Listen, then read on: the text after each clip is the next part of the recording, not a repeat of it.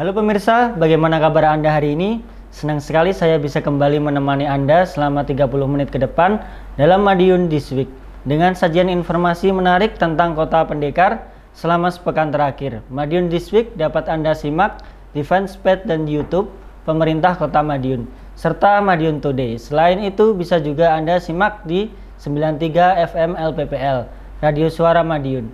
Bersama saya Ahmad Lukman Zaki, inilah Madiun This Week selengkapnya. Pemerintah Kota Madiun di bawah pimpinan Wali Kota Maidi benar-benar serius dalam melaksanakan pembangunan. Tidak hanya di bidang fisik, pembangunan ekonomi dan sumber daya manusia juga serius dilaksanakan.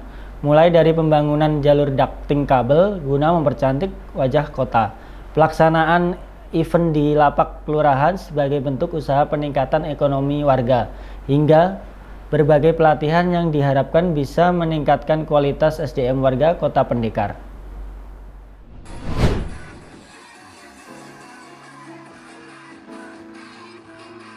Meski zaman telah mengalami perubahan yang lebih modern, namun tradisi turun-menurun tetap dilaksanakan masyarakat.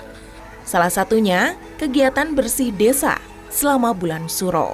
Hal ini tampak pada kegiatan warga di Kelurahan Nambangan Lor Minggu 28 Agustus. Acara tersebut juga dibarengi dengan perayaan HUT ke-77 Republik Indonesia. Wali Kota Madiun Maidi pun tak ketinggalan meramaikan acara. Orang nomor 1 di Kota Pendekar ini hadir untuk menyemangati warga. Bahkan, Wali Kota mendorong warga untuk membuat acara yang lebih meriah lagi tahun depan, sehingga bisa menarik perhatian masyarakat luas. Tak hanya dari Kelurahan Nambangan Lor saja, namun kelurahan lain, bahkan warga dari luar kota. Diskominfo, Kota Madiun melaporkan.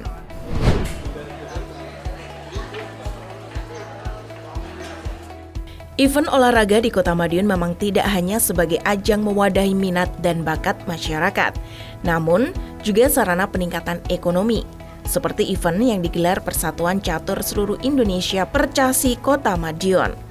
Percasi sengaja menggelar kejuaraan catur tingkat kecamatan di lapak UMKM. Selain mengenalkan keberadaan lapak, melalui event tersebut diharapkan dapat menggeliatkan perekonomian lokal. Kejuaraan terbagi dalam 3 wilayah. Sebelumnya sudah tersaji kejuaraan tingkat kecamatan Kartoharjo. Saat ini tengah berlangsung untuk kecamatan Manguharjo. Terakhir bakal digelar untuk lingkup kecamatan Taman. Kejuaraan tidak terbatas usia. Mulai anak-anak hingga dewasa bahkan lansia diperbolehkan turut dalam kejuaraan. Satrio menyebut event memang untuk memfasilitasi minat bakat masyarakat di bidang olahraga catur. Mereka yang biasa bertanding untuk hobi bisa sedikit meningkat dengan turun di kejuaraan. Kendati lingkup kecamatan, antusias pecatur cukup besar. Dikatakan Satrio setidaknya ada 100 lebih peserta. Karenanya, antusias yang besar ini harus dioptimalkan. Hal itu sejalan dengan program pemerintah Kota Madiun terkait peningkatan SDM masyarakat. Percasi, menurut Satrio, juga ingin berkontribusi, khususnya dalam peningkatan SDM masyarakat tersebut. Pada saat ini bertempat di Kecamatan Manguharjo dan kebetulan dipilih lapak Seriti ini untuk memasarkan bahwa di lapak Seriti ini ada tempat sentra ekonomi yang sehingga masyarakat itu bisa berkunjung ke sini dengan adanya event olahraga catur. Termasuk menggeliatkan ekonomi juga. Ya. Setelah dari ini nanti juga ada lagi yang Karsidenan Madiun. Karsidenan Madiun nanti juga pada saat ini juga di wilayah Mangunarjo. Menurut Pak Camat ataupun Ibu Asuh Bu Ismiati selaku Ibu Asuh catur ya untuk wilayah Mangunarjo rencananya akan ditempatkan di lapak yang dekat 501. Nah, di sana eventnya adalah beregu yang di antar warung-warung catur yang ada di seluruh Kota Madiun nanti berkumpul sana sama ke Karsidenan Madiun. Jadi open terbuka Karsidenan Madiun di sana. Diskominfo, Kota Madiun melaporkan.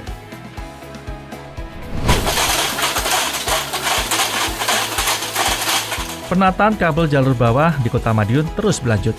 PT Fiber Teknologi Nusantara atau VTN sebagai penyedia jasa instalasi kabel jalur bawah mulai melakukan penggalian Jumat 26 Agustus 2022. Penggalian dimulai dari Jalan Dr. Sutomo Setidaknya ada 33 ruas jalan yang akan dilakukan penggalian dengan panjang total mencapai 30 km. Wali Kota Madiun Maidi sengaja meninjau lokasi untuk memastikan jalannya penggalian. Wali Kota menyebut ada 2 metode untuk penataan kabel jalur bawah tersebut. Pertama, memanfaatkan block culvert seperti Jalan Pahlawan, sedang jalur yang belum dipasang block culvert menggunakan cara penggalian. Salah satunya, seperti yang terlihat di Jalan DR Sutomo. Wali Kota mengaku ingin segera melakukan penataan kabel tersebut. Maka hari ini saya mendatangkan investor, datang semuanya. Nanti kabel itu akan ada yang ditaruh di Pokapet. Itu di Jalan Pahlawan udah di Pokapet semua. Pokapet. Tapi ada satu tempat yang mungkin belum dipasang Pokapet. Ya, kita mendatangkan investor. Akhirnya kabel itu dipasang di sebelahnya trotoar semuanya. Dengan menggali. Sehingga besok kalau kita memperbaiki trotoar itu jangan terganggu. Kabel itu akan aman semuanya. Nah inilah bahwa kita komitmen semua standar internasional. Maka saya minta semuanya saja yang ada di atas nanti di bawah. Silakan aja. Boleh izin, boleh silakan saya izin. Wali Kota menyebut penggalian dan juga penataan kabel tersebut ditarget selesai dalam waktu 6 bulan. Artinya, awal tahun depan pekerjaan diharapkan telah rampung. Wali Kota menambahkan, ke depan, penataan kabel telekomunikasi akan menggunakan sistem jalur bawah. Tak hanya di jalur protokol, tetapi juga sampai di perumahan elit. Diskominfo Kota Madiun melaporkan. Peralihan nomor layanan aduan awak sigap. Anda WA, kami siap segera tanggap. Nomor baru di 081 135 77800. Pesan layanan di nomor yang baru lebih singkat dan efektif.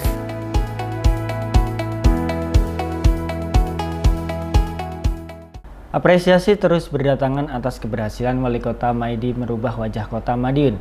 Terbukti, banyak tokoh pejabat nasional yang memilih singgah ke Kota Madiun meski hanya sekedar istirahat. Selain itu, sederet promotor event bertaraf nasional juga lebih memilih Kota Madiun sebagai tempat untuk menggelar event.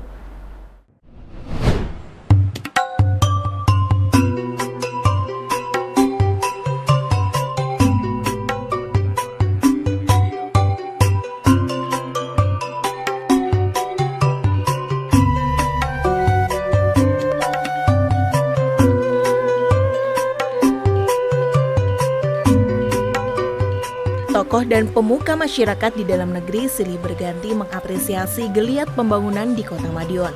Yang terbaru, pujian dilontarkan Sri Sultan Hamengkubuwono X saat singgah di Kota Pendekar Kamis 1 September. Kepada Wali Kota Madiun Maidi, Gubernur Daerah Istimewa Yogyakarta ini memuji wajah Kota Pendekar yang kian cantik dengan pernak-pernik khas Jogja. Dikatakan Wali Kota, Hamengkubuwono X bakal ikut mendukung pembangunan Kota Madiun. Salah satu gagasan yang mengemuka adalah dengan hibah budaya. Hibah budaya Mataraman dari Jogja akan ditunkan dengan Kota Madiun. Menurut Wali Kota Maidi, Kota Madiun memang cocok menyandang predikat sebagai daerah transit. Tak hanya Hamengkubuwono X, berbagai tokoh setingkat gubernur, menteri, hingga presiden juga kerap transit di Kota Pendekar. Madiun itu kan kota transit, artinya semua kegiatan se-Madiun Raya rutanya hanya di Madiun. Maka tamu-tamu kita itu transit mau ke Ponorogo, mau ke Magetan, mau ke sekitarnya itu transit di Kota Madiun. Nah, Pak Hamengkubuwono ini transit di Madiun, ya berkunjung ke sini, habis itu nanti malam ke Trenggalek. Sebelum langsung ke Trenggalek, mampir dulu ke Madiun. Nah, disinilah bahwa banyak menyampaikan ya masalah COVID, masalah hibah muhibah kebudayaan, muhibah kebudayaan. Nah ini beliau malam nanti di Trenggalek, habis itu tidur di Tulungagung. Tapi siangnya ada di Kota Madiun.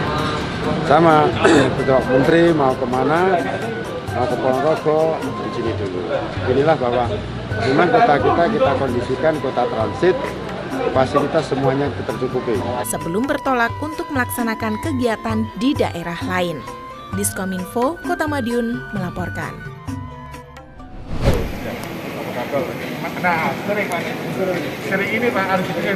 Kesiapan bus listrik e-Innobus untuk transportasi KTT G20 terus dipantau kementerian terkait. Kali ini, giliran Wakil Menteri 2 Kementerian BUMN RI, Kartika Wirjoatmojo, yang berkunjung ke PT Inka atau Persero untuk meninjau bus tersebut, Senin 29 Agustus 2022. Wali Kota Madiun Maidi juga turut mendampingi dalam kunjungan tersebut.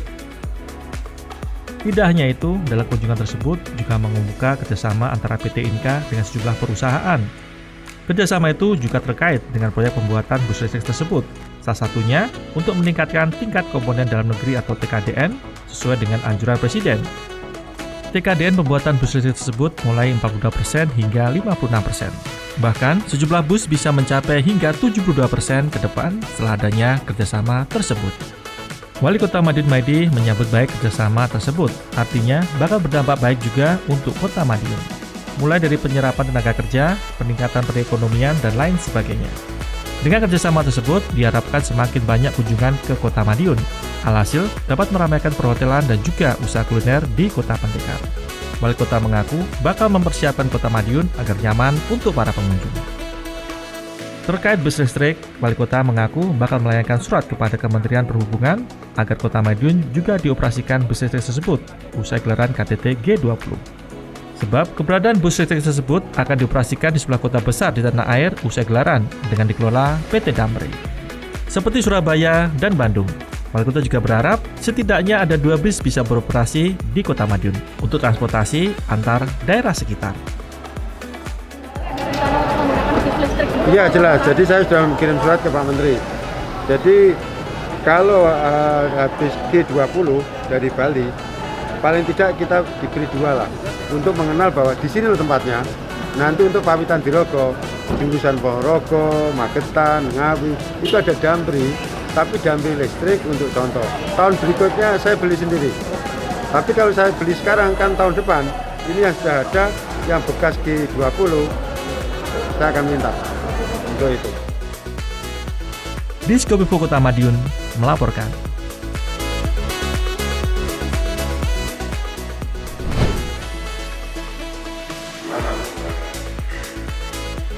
Antusias masyarakat Kota Madiun terkait dunia perfilman cukup besar. Setidaknya, puluhan masyarakat mengikuti gelaran Madiun Festival Film atau MFF yang berakhir Minggu 28 Agustus 2022 malam kemarin. Wali Kota Madiun Maidi yang juga hadir dalam kegiatan yang berlangsung di Bakorwil 1 Madiun tersebut menyampaikan apresiasinya kepada komunitas film pendek Madiun selaku panitia penyelenggara. Menurut Wali Kota, kegiatan kaya akan manfaat sekaligus menjawab tantangan era masa kini. Karenanya, Wali Kota menyampaikan terima kasih kepada penyelenggara. Dengan hadirnya para penggiat film tersebut diharapkan keberadaan Kota Madiun bisa semakin tereksplor. Seperti diketahui, film juga menjadi sarana sosialisasi, paling tidak mengenalkan Kota Madiun dari segi lokasi pengambilan videonya.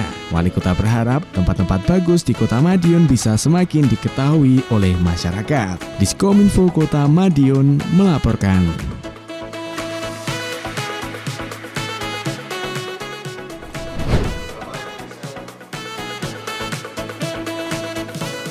Grup band nasional Dewa 19 akan tampil di Kota Pendekar, tepatnya pada 16 Oktober 2022 mendatang. Sejumlah tiket konser pun telah terjual habis. Hal ini disampaikan oleh tim promotor konser Dewa 19 saat bertemu Wali Kota Madiun Maidi di ruang rapat Gedung Bersama Kamis 1 September 2022. Menurut tim promotor, saat ini tiket yang terjual mencapai 3.000. Sedangkan targetnya bisa menjual 6.000 tiket untuk konser yang terselenggara di Stadion Wilis itu. Dukungan ditunjukkan Wali Kota dengan memperbaiki sarana dan prasarana Stadion Wilis, termasuk mengganti lampu-lampu yang rusak. Harapannya, saat konser berlangsung, semuanya sudah siap. Tidak hanya itu, Wali Kota juga memberikan masukan-masukan agar acara bisa terselenggara dengan lancar. Salah satunya dari segi keamanan untuk melibatkan unsur TNI dari 501. Wali Kota pun berharap acara konser Dewa 19 nantinya dapat berjalan lancar, sehingga ke depan semakin banyak artis yang mempercayakan acaranya di Kota Pendekar. Diskominfo Kota Madiun melaporkan.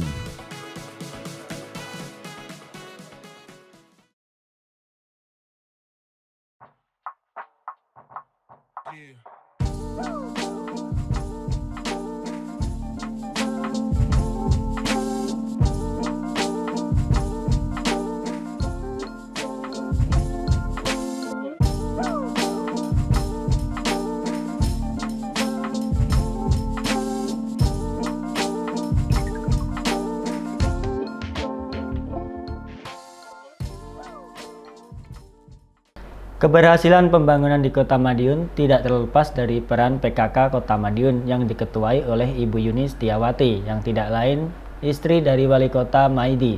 Berbagai kegiatan rajin dilaksanakan hingga menarik PKK dari daerah lain untuk berkunjung di Kota Madiun.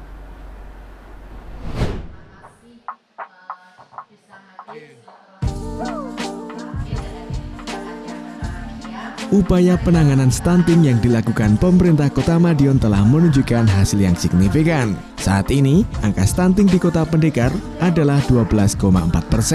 Angka ini pun lebih rendah dibandingkan target nasional untuk menekan angka stunting hingga 14% pada 2024 mendatang. Keberhasilan ini pun mengundang perhatian daerah lain. Salah satunya Kabupaten Sumeneb. Untuk itu, tim penggerak PKK Kabupaten Sumeneb pun datang ke Kota Madiun untuk melakukan studi tiru. Bertempat di rumah dinas Wali Kota, kedatangan rombongan dari Kabupaten Sumeneb disambut langsung oleh Wali Kota Madiun Maidi dan Ketua TPPKK Kota Madiun Yuni Setiawati Maidi. Dalam kesempatan itu, Wali Kota pun memaparkan sejumlah upaya yang telah dilaksanakan pemerintah Kota Madiun untuk memerangi stunting. Wali Kota Madiun Maidi mengatakan pihaknya bekerja sama dengan KUA untuk memantau pendaftaran nikah. Jika ada calon pengantin yang usianya masih di bawah umur, akan mendapatkan perhatian lebih. Diharapkan tidak terjadi pernikahan dini di Kota Pendekar. Kemudian untuk ibu hamil, pemerintah Kota Madiun menyediakan berbagai makanan bergizi agar kebutuhan nutrisi tercukupi, baik untuk ibu dan calon buah hatinya. Setelah lahir, gizi dan tubuh kembang bayi juga dipantau secara rutin melalui posyandu. Tidak hanya itu, berbagai pembangunan kota juga dilakukan pemerintah Kota Madiun. Tujuannya sebagai upaya untuk pengentasan kemiskinan warga. Dengan begitu diharapkan seluruh masyarakat sejahtera dan bisa memberikan kehidupan yang layak bagi anak-anak.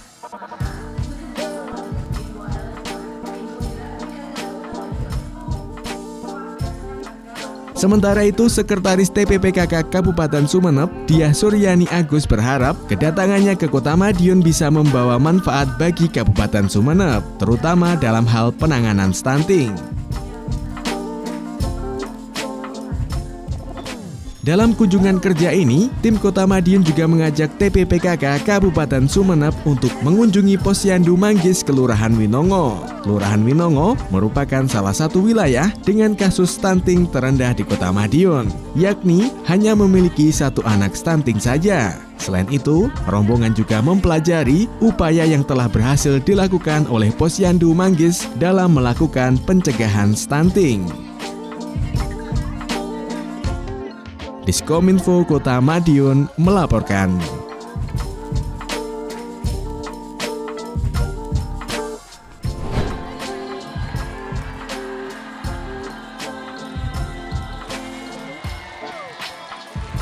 Kegiatan Wali Kota Madiun Maidi pada Minggu 28 Agustus berlanjut. Salah satunya menghadiri lomba paduan suara PKK Kelurahan Klegen, Kecamatan Kartoharjo di kantor kelurahan setempat. Didampingi Ketua Tim Penggerak PKK Kota Madiun, Yuni Setiawati Maidi, Wali Kota hadir memberikan semangat untuk peserta. Tak ayal, para peserta pun menunjukkan kemampuan dengan optimal. Mereka melengkapi performa dengan properti pendukung lainnya. Pada kesempatan itu, Wali Kota juga menyampaikan gagasannya membuat event meramaikan lapak UMKM dengan lomba menyanyi. Dengan kegiatan menarik ini diharapkan bisa menjadi magnet wisatawan untuk berkunjung ke Kota Pendekar, khususnya lapak UMKM. Selain menghadiri lomba paduan suara, Wali Kota juga menyempatkan diri untuk memantau area lapak UMKM Bumi Semendung. Juga menyaksikan kegiatan lomba-lomba yang diselenggarakan di lokasi tersebut. Diskominfo, Kota Madiun melaporkan. Sejumlah informasi menarik lain sudah kami siapkan untuk Anda yang terangkum dalam rubrik Flash News berikut ini.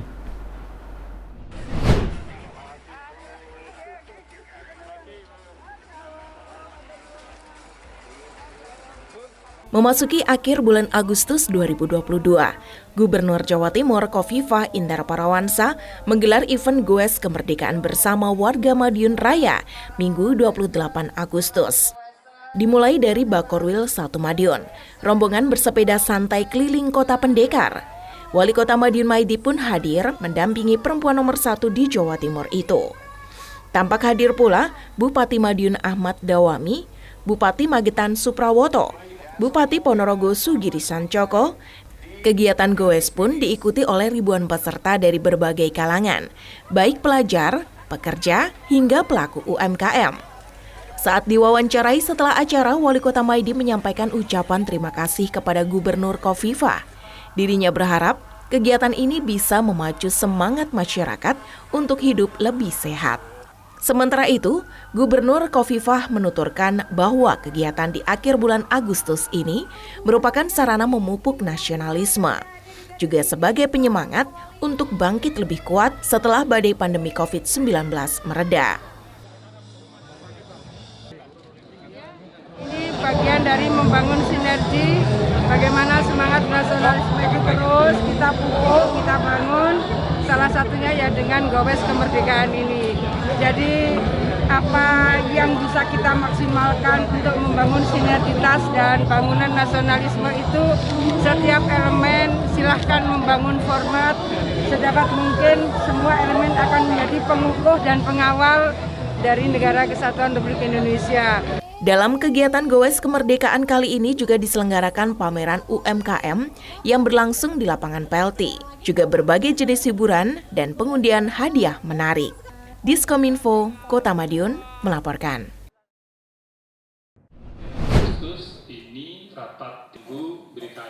Lahan produktif wajib dipertahankan.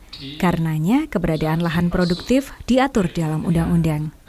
Setidaknya ada 497 hektar LSD atau lahan sawah dilindungi di Kota Madiun berdasar hasil verifikasi. Ratusan hektar lahan tersebut dipastikan sebagai lahan produktif di Kota Pendekar.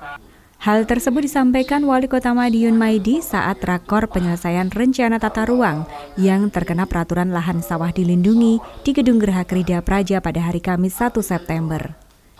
Ratusan hektar LSD itu tersebar di beberapa kelurahan, baik aset pemerintah maupun milik masyarakat. Wali Kota tak menampik sudah ada sejumlah lahan produktif yang diubah status peruntukannya. Namun, hal tersebut di luar LSD. Mulai menjadi kawasan permukiman, ekonomi bisnis, hingga menjadi sarana kesehatan dan juga pendidikan. Perubahan bukan hanya mengikuti rencana pembangunan pemerintah daerah, tetapi ada juga yang berangkat dari keinginan masyarakat. Hal itu dibuktikan dari banyaknya surat permohonan yang masuk ke kantor Badan Pertanahan Nasional atau BPN terkait perubahan status peruntukan lahan milik pribadi masyarakat tersebut. Kalau kita lihat sawah, itu 1 hektar 1 tahun cuma 20 juta sewanya, dan itu sudah bisa bergerak lagi. Nah kalau itu dibuat 1 hektar dibuat hotel bintang 4, pendapatannya 1 tahun 750 juta. Wali Kota menambahkan perubahan rencana tata ruang tersebut wajar seiring berkembangnya teknologi dan zaman. Penyesuaian tersebut juga berpengaruh pada kemajuan daerah. Wali Kota menyebut daerah akan stagnan jika semua lahan berstatus lahan produktif. Investor yang mungkin ingin mengembangkan usaha di daerah tersebut tidak akan bisa selama rencana tata ruangnya tidak diubah. Diskominfo Kota Madiun melaporkan.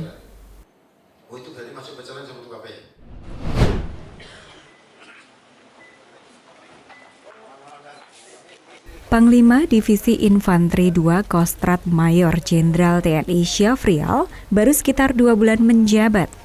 Pengenalan wilayah kerja pun penting dan perlu dilakukan. Salah satunya ke Batalion Infanteri Para Rider 501 Bajra Yuda Madiun. Majen TNI Syafrial menyempatkan bersilaturahmi dengan Bupati dan Wali Kota Madiun di sela kunjungan kerja tersebut. Silaturahmi berlangsung sederhana di pendopo Kabupaten Madiun pada Kamis 1 September malam. Menurut Majen Syafrial, silaturahmi perlu dilakukan mengingat ada banyak personilnya yang berada di kota dan Kabupaten Madiun. Sinergitas tentu sangat dibutuhkan. Majen Syafrial tak lupa memohon dukungan dan juga bimbingan untuk satuannya di Kota Madiun agar dapat menjalankan tugas secara maksimal. Jadi sekali lagi saya mengucapkan terima kasih yang terhadap undangan maupun penerimaan kami. Ya, saya datang ini adalah bagian dari rangkaian kegiatan kunjungan kerja saya, Pak. Artinya kita berusaha untuk menjalin silaturahmi supaya kita kenal. Saya kenal dengan para pejabat-pejabat daerah karena ada personil yang berada di bawah kewenangan saya ada di situ, sehingga manakala sudah kita kenal, komunikasinya akan semakin baik, akan dapat saling membantu terhadap tugas-tugas yang kita miliki. Wali Kota Madiun Maidi menyambut baik kedatangan Majen Syafrial tersebut. Pemerintah Kota Madiun tentu akan saling bersinergi dengan TNI Polri, khususnya satuan di bawah Divisi Infanteri 2 Kostrat. Apalagi Batalion Infanteri Para Rider 501 Bajra Yuda yang merupakan salah satu satuan di bawah Divisi Infanteri 2 Kostrat berada di wilayah Kota Madiun. Menurut Wali Kota, sinergitas dengan TNI Polri sangat diperlukan karena akan banyak membawa keuntungan terkait keamanan. Diskominfo Kota Madiun melaporkan.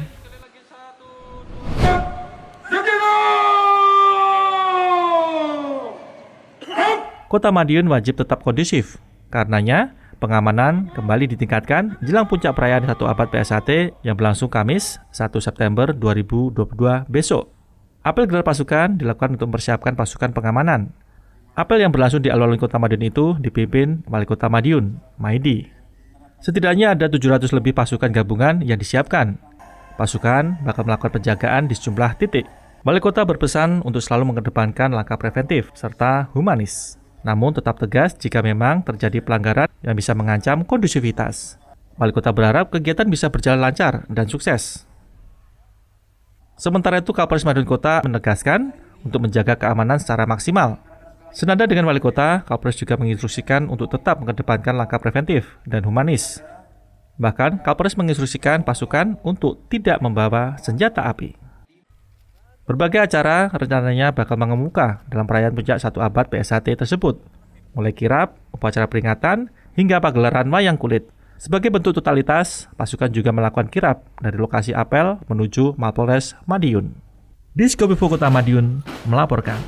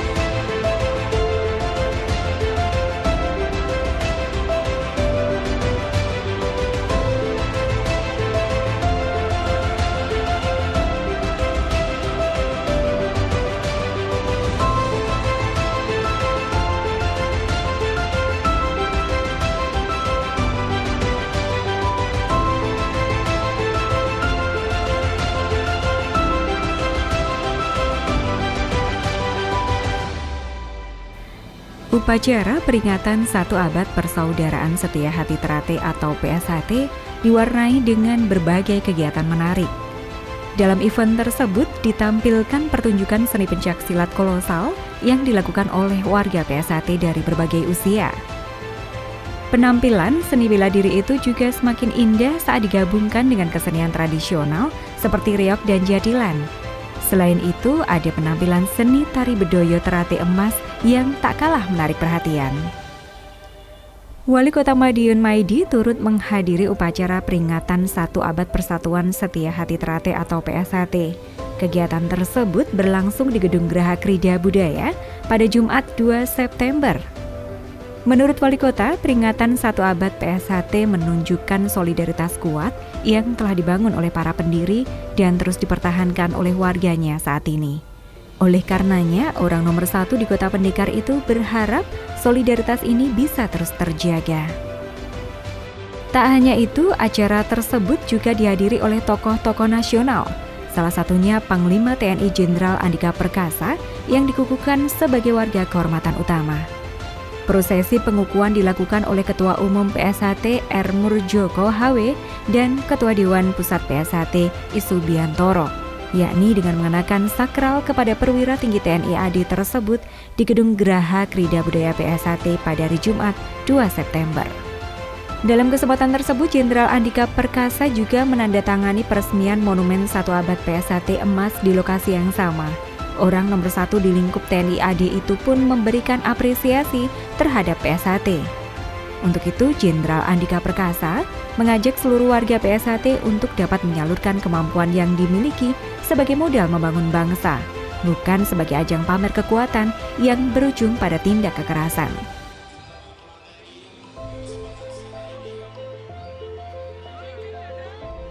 Pesannya kepada pendekar, satu bahwa semakin kita punya kekuatan, semakin kita punya kemampuan, tanggung jawabnya juga semakin penting untuk memastikan kekuatan maupun kemampuan itu tidak untuk digunakan semaksimal mungkin. Jadi sama seperti kami juga kan organisasi yang memiliki kekuatan, memiliki senjata di seluruh dunia ada. Tapi semakin kami dikasih kekuatan yang semakin misalnya semakin ampuh, maka kebalikannya kami juga akan berusaha semaksimal mungkin agar kekuatan itu gak digunakan. Karena kita tahu efeknya apa, termasuk kekuatan yang dimiliki oleh keluarga besar PSHT. Jadi semakin mereka profesional, maka saya yakin mereka akan semakin menjaga agar kekuatan kemampuan ini disalurkan ke hal-hal positif. Dalam event tersebut juga dilakukan penyerahan penghargaan dari Lembaga Prestasi Indonesia Dunia atau LEPRID kepada pengurus PSHT atas capaian yang berhasil diraih, yakni pelaksanaan doa keselamatan serentak secara hybrid dengan jumlah peserta terbanyak, yakni 157.093 peserta di 1.540 tempat pada 1 September 2022. Bukan hanya itu saja, juga ada pelaksanaan kolosal pencaksilat serentak secara hybrid dengan 157.093 peserta di 1.540 tempat, serta penghargaan kepada PSHT sebagai organisasi pencaksilat terbesar di Indonesia. Sementara itu, pelaksanaan upacara 1 abad PSHT dihadiri sejumlah tokoh nasional, diantaranya Ketua DPR RI Lanyala Mataliti, anggota DPR RI Edi Baskoro Yudhoyono, serta Wakil Gubernur Jawa Timur Emil Elistianto Dardak, dan juga Wali Kota Madiun Maidi. Diskominfo Kota Madiun melaporkan.